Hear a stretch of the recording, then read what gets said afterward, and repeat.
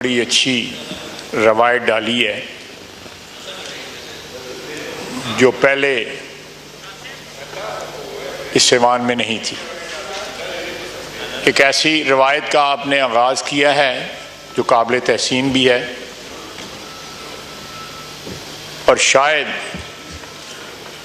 अगर ये रवायत जो है मोहतरम असद कैसर साहब ने भी अपनाई होती तो आज जिन हालात में जिस तलखी का हमें सामना करना पड़ रहा है वो ना होता।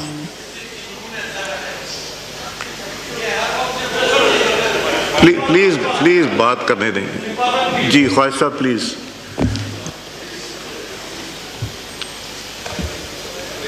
ये फौरी तौर पे जो मैं बात कर रहा हूँ उसका फौरी तौर पे नमूना सामने आ गया है। जी ख्वाहिश साहब बात कीजिए।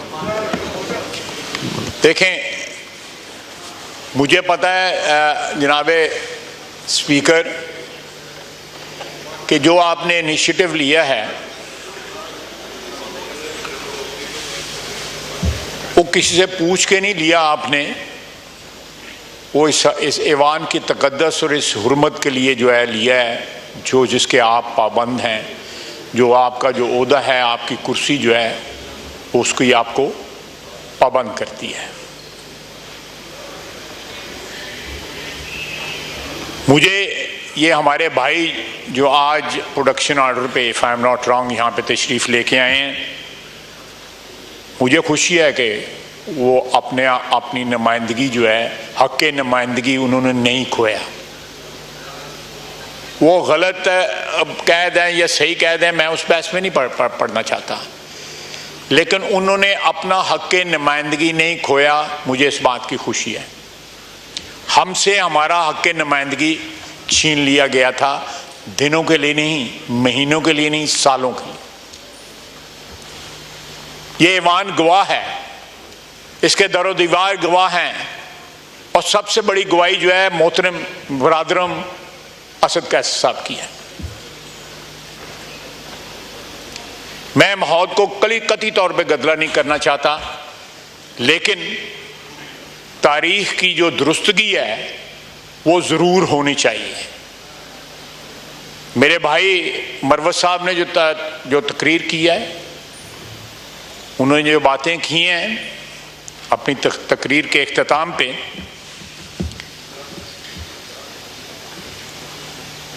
वो भी अच्छी हैं, कंस्ट्रक्टिव हैं, लेकिन जिस तरह उन्होंने गिला किया कि वो मुझे आके मिले, असेंबली में मिले, कोई ये नहीं कि मुझे पार्लियामेंट लॉजेस में मिले, चंद लम्हों की मुलाकात थी, उनकी पार्टी जो है जिस तरह पंजाबियों में कहते हैं उन्होंने पीछे पै गई। बाकी किसी ने क्या क्रिटिसिज्म करना था। यहां पे ये माहौल बन गया है कि अगर अपोजिशन का कोई मेंबर किसी सरकारी पार्टी के बंदे से मिल ले तो उसकी पार्टी जो है उसके खिलाफ जो है अलम बुलंद कर देती है। ये कितनी ट्रेजेडी है हमारी पार्लियामेंट्री हिस्ट्री की। पीपल्स पार्टी की 90 के दहाई में हुकूमत थी, बड़ी तलखी थी उस ज़माने में, इतनी नहीं थी लेकिन तलखी थी। शाम को अच्छा खाना भी खा लेते थे मिलके, कहीं कोसार में और किसी और जगह इकट्ठे मिलके बैठ भी जाते थे, लेकिन टॉलरेंस का लेवल जो है इतना कम हो गया है कि उनका एक मेंबर जो है अगर उसने एक दूसरे अपोजिशन के मेंबर से रब्ता किया है तो उनकी पार्टी को इतराज़ हो गया। ये थोड़ा सा अपने आप को टटोलने की ज़रूरत है, हमें भी ज़रूरत है, मैं उस पर इनकार नहीं करता, लेकिन इनको ज़रा थोड़ा सा जो है माजी के झरोकों में झांकना चाहिए कि इस ऐवान के अंदर 4 साल पीटीआई की जो हुकूमत रही है, मेंबरान के साथ क्या हुआ है। अगर मैं दास्तान सुनाऊं या शहबाज शरीफ दास्तान सुनाए कि उसके साथ क्या हुआ, जेल में क्या हुआ, किस तरह गिरफ्तार हुआ, किस तरह कैसे मुकदमे बने, झूठे बने, सच्चे बने, तो मैं समझता हूं कि जो सियासी कारकुन होता है वो जब इस किस्म की दास्तानें सुनाता है तो वो मेरे नज़दीक ये मेरा नज़रिया है, हो सकता है मेरे दोस्त मुझसे इख्तलाफ करें, उसकी एक अपना एहतराम, एक अपनी इज्जत होती है, एक तकरीम होती है सियासी कारकुन की, जो हमारे मुल्क में जो आहिस्ता आहिस्ता मफकूद होती जा रही है। वो जब इस किस्म की दास्तानें बयान करता है तो वो अपनी इज्जत में, अपनी तकरीम में जो है खुद कमी कर रहा होता है। जुल्म होता है, ज्यादती होती है, तो सर ऊंचा उठा के जो है ना उसको सहना चाहिए, उसको बर्दाश्त करना चाहिए और साथ दुआ करनी चाहिए कि ये सिलसिला बंद हो। ये सिलसिला जो है वो जारी और सारी अगर रहे तो उसमें हमारा नुकसान है, इस मुल्क का नुकसान है, आइन और इस एक मुकद्दस ऐवान जो है उसका नुकसान है।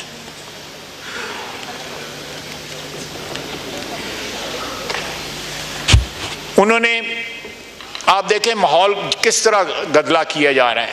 आज सीएम केपी का बयान आया है कि हम खुद जो है अफगानिस्तान से मुज़ाकरात करेंगे। ये फेडरेशन के ऊपर डायरेक्ट हमला है।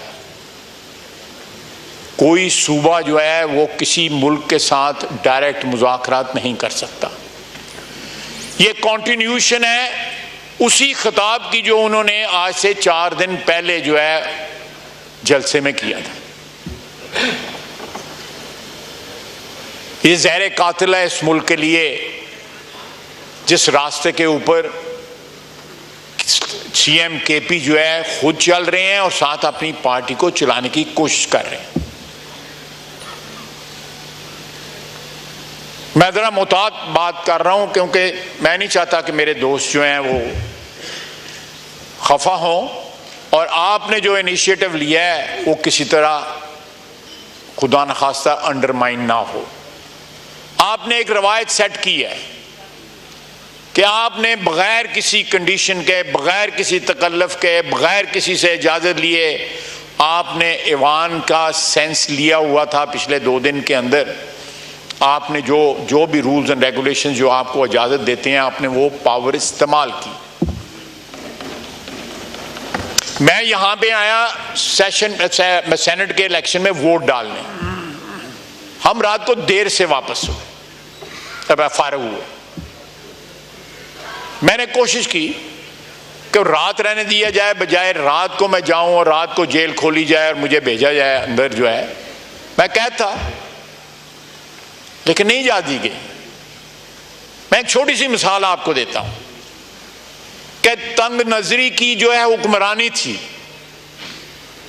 विक्टिमाइजेशन जो है वो एक नॉर्म बन गया हुआ था और उसमें कोई बंदा जो था वो बचा नहीं था हमारी पार्टी का। ये पीछे बैठे हुए हैं जिनके ऊपर क्या पता नहीं 60 किलो डाली थी कि 70 किलो डाली थी और 7 कसमें उठाई गई थी। वो क्या अल्लाह की कसम उठाते थे? अल्लाह को जान देनी। सर ये जी वो बात तो हमने कर दी। चले नहीं, मैं वापस ले लेता हूँ अगर आप हुक्म करते हैं अल्फाज। लेकिन मेरे ख्याल है ये तलख बातें नहीं, तलख बातें नहीं, मैं तलख बातें नहीं, मैं मरवत साहब, मैं उनको स्पीकर साहब जो मरवत साहब ने बात की है, मैं वो स्पिरिट कायम रखना चाहता हूँ, मैं उसको विशिएट नहीं करना चाहता, लेकिन कम से कम रिकॉर्ड पे ये तो आना चाहिए। मेरा इतना तो हक है आज कि मैं जो आपने सिचुएशन क्रिएट की है, ये सारे दोस्त जो है वापस आए हैं, तो मैं जरा कंपैरिजन तो माजी के साथ करूं ना। थोड़ा सा जो है ज़मीर को ये भी तो टटोले ना कि क्या इन्होंने, किधर मेरा भाई बैठा हुआ है अली अहमद, अली मोहम्मद किधर बैठा हुआ है, नमाज पढ़े, चले नेक काम कर रहा है। मैं उससे पूछूं क्या उसने आवाज बुलंद की थी उस वक्त, या उस वक्त बहुत से लोग बैठे हुए हैं जो उस वक्त काबीना में थे, ओहदों पे थे, स्पीकर साहब बैठे हुए हैं, डेप्टी स्पीकर साहब तो वापस नहीं आए, किसी ने आवाज नहीं बुलंद की, किसी ने हमें दिलासा तक ना दिया यहां जो है हमने इस फ्लोर के ऊपर, मैंने खड़े होकर कहा था कि मेहरबानी आपकी, मैं आपका शुक्रिया अदा कर, मस्ती खेल साहब तशरीफ रखें जी। Loan voice. मैं इसलिए ये बातें कर रहा हूं कि ताकि जहां आपने ये इनिशिएटिव लिया है, ये इनिशिएटिव जो है इसको दवाम हो, परमानेंस हो।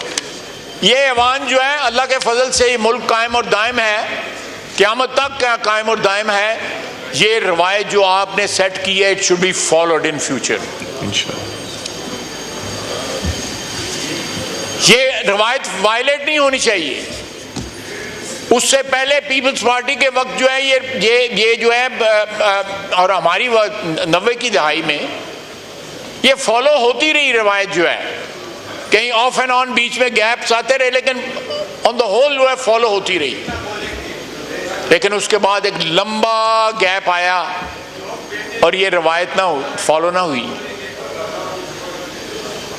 अगर ये आज आए हैं, हम इनको वेलकम करते हैं और साथ ये भी बात करते हैं कि जो भी कानून और कायदा जो है उसको जो है इंशाअल्लाह ताला फॉलो किया जाएगा।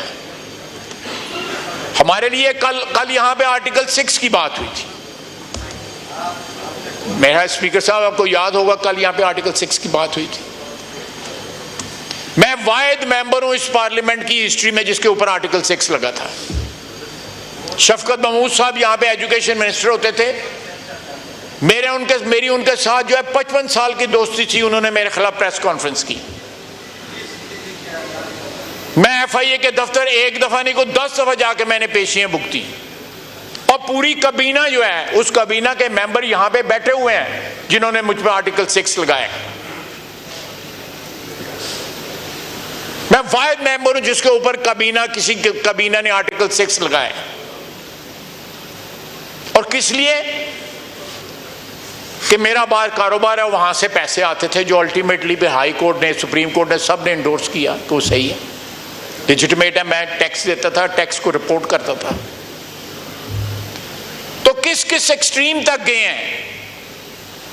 मैं आपको एक बात जो है अपने एक्सपीरियंस की बताता हूं। मैं बहुत सी यहां पे बातें करता हूं, आप भी करते हैं। बस ये स्पीकर, मेरे दाने बाने लोग बैठे हुए हैं, ये मेरा भाई मिनिस्टर बैठा हुआ है। कितनी दफा हम वजीर आजम से पूछते हैं या अपने पार्टी प्रेसिडेंट से पूछते हैं या उनसे डर के नहीं करते। हम अपना इनिशिएटिव लेते हैं। हमें इतनी स्पेस हमारी लीडरशिप ने दी हुई है कि हम अपने इनिशिएटिव के ऊपर अगर कोई सियासी मामला है, इस हाउस में कोई मामला है, उसको सेटल कर सकें। आपने जो इनिशिएटिव लिया है, आपने किसी से इजाजत ली है या आपके ज़मीर ने आपको डिक्टेट किया है, आपकी कुर्सी ने आपको डिक्टेट किया है?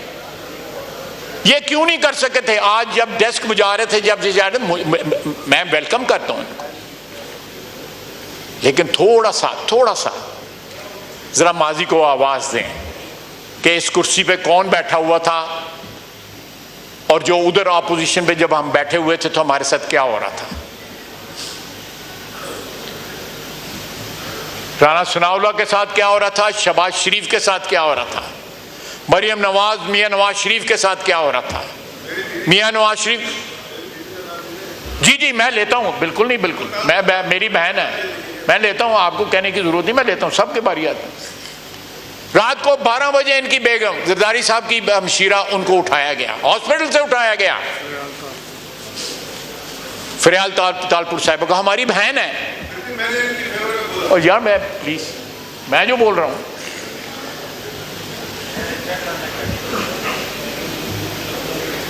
आप देखें ये रवायतें, अगर ये रवायतें आप फॉलो करें या हम फॉलो करें, इधर से किसी को गिला नहीं होना चाहिए। गिला किसको होना चाहिए? कानून को गिला होना चाहिए, इस ऐवान के तकद्दस को फिर गिला होना चाहिए, आइन को गिला होना चाहिए। इन्होंने अपना वो राइट जो है फोरफीट कर दिया था उस दिन जब इन्होंने प्रोडक्शन ऑर्डर किसी के भी नहीं इशू किए, आइन और कानून की जो है उसकी ताजीम नहीं की, उसको मोहतरम ना जाना। मैं ये बातें जो है तलखी के लिए नहीं कर रहा, लेकिन याद दहानी के लिए कर रहा हूं। हम लोगों की, सियासतदानों की मेमोरी जो है बड़ी शॉर्ट होती है। जनाब स्पीकर, अगर ये ऐवान जो है हमने चलाना है जिस तरह ये ऐवान चलना चाहिए, तो जो आपने रवायत सेट की है उसको फॉलो होना चाहिए। जो असद कैसर साहब ने फॉलो किया, सेट की, उसको नहीं फॉलो होना चाहिए। जनाब स्पीकर, हम लेजिस्लेशन के लिए नैब ऑर्डिनेंस के ऊपर लेजिस्लेशन के लिए इनके घर मीटिंग पे गए, आज ये जाएंगे, आपके घर जाएंगे लेजिस्लेशन के लिए, जॉइंट लेजिस्लेशन के लिए। ये और बात है कि जिस कमरे में मीटिंग हो रही थी उसके बाहर जो है 4 आदमी ISI के बैठे हुए थे, इन्हीं के घर में। मैं गलत तो नहीं कर रहा? कहाँ नहीं बैठते ये बताएगा।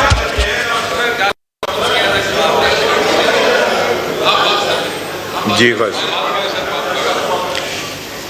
जनाब स्पीकर, मैं FATF के ऊपर मीटिंग हुई, नैब ऑर्डिनेंस के ऊपर मीटिंग हुई, आमला पे मीटिंग हुई, सब इनके घर हुई। हमने कोऑपरेट किया क्योंकि नेशनल इंपॉर्टेंस की लेजिस्लेशन थी, हमने कोऑपरेट किया। लेकिन उन तमाम मीटिंगों के में आज ये ताना देते हैं ना, अभी भी ताना दिया है, ISI बाहर बैठी हुई थी। और जनाब स्पीकर, ये हमारा फर्ज बनता है कि अपनी इज्जत और तकरीम को जो है इन्हांस करें। किसी और ने आके हमारी इज्जत और तकरीम को इन्हांस नहीं करना। आपने ये जो इनिशिएटिव उठाया है उससे इन्हांस हुई है। जो तकरीम और इज्जत जो है वो जमीन पे रोली गई। आपने ये इनिशिएटिव कर लेके एक ये खुशी मना रहे हैं, बिल्कुल हम भी इनके साथ हैं। ये जुबिलेशन है इनके बेंचों के ऊपर, हम भी इनके साथ हैं। ये आपके चेंबर में बैठे हुए थे, आपने इनको वेलकम किया, बड़ा अच्छा किया, हमें कोई गिला गुजारी नहीं। हम समझते हैं ये काबिल तहसीन है। लेकिन खुदा के लिए अगर आपकी रवायात फॉलो करनी है तो अपनी रवायात की कंडेमनेशन करें, उनको याद करें, अपने आप को अब्सॉल्व करें उन चीज़ों से, अपने आप को प्योरीफाई करें उन चीज़ों से जो 4 साल इन्होंने किए हैं। और उस रवायात को जिसका आपने इब्तिदा किया है उसको फॉलो करें। वमा अलैना इल्लल बलाग।